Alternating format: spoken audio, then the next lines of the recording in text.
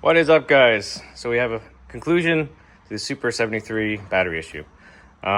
So first off, talk about the battery failure.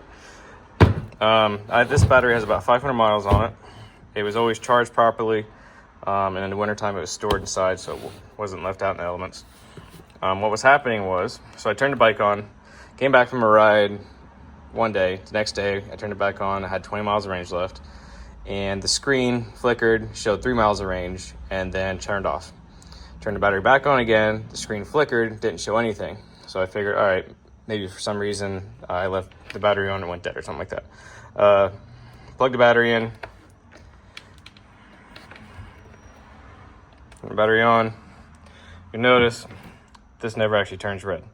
So even with this in the bike, plugged in, turned on, the gauge, it would just flicker, and that was it. So it will not accept the charge. I am assuming it's just a bad VCM inside here. Emailed Super73, told them the issue, started to open the case, and they asked me to take a YouTube video. So luckily, I just bought my wife one. So we had 2 batteries, 2 chargers, 2 bikes, and I was able to switch swap everything to determine that it was the actual battery, not another issue. Because what they will do is they'll send you a new charger or controller, basically anything but the battery, because the battery is $1,000. So after we confirmed this is bad, about a week later, they send me an invoice for $500. And I sent it back to them. I'm like, why am I getting an invoice? It's warranty. These batteries are covered over a 2-year warranty. They say, oh, sorry, it was their mistake. They sent me another invoice for $0. It's $500. I didn't think anything of it. I assumed they were just trying to get me to pay half the battery or something like that.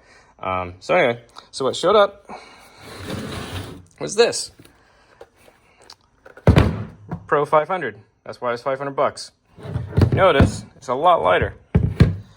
And the amp hours, a lot less.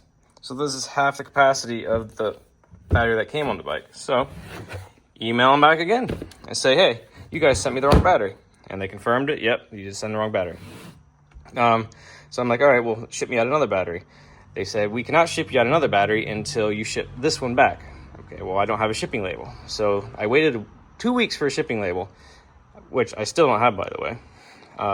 After waiting so long, I finally emailed them, DM'd their Instagram. I said, this is ridiculous. This is an expensive bike. This is a warranty issue. I shouldn't have to wait for a silly shipping label to ship this back before you ship me another one. So, to my surprise, the battery showed up today. The battery that showed up today is the correct Pro battery, but it's missing the nice little Indian decals. So at this point, I don't really care. I went on eBay and ordered some Motorex graphics that actually kind of like mimic my KTM graphics. So I'm just gonna throw those on there, and it is what it is. But saga's over. This is charging. We're almost full. This battery showed up with, I think, 80% charge, which is not too bad. But other than that little hiccup, I've not had any issues with this bike. I am still pretty happy with it. I wish the controller was a little bit different, but I hear they did just come out with a new controller that I'll be able to upgrade to this to give it more oomph off the line. But if you guys are having a battery that's not charging, this is what I went through. So probably about a month in the whole process of dealing with this stuff. Got any questions, comment below. Thanks for watching, guys.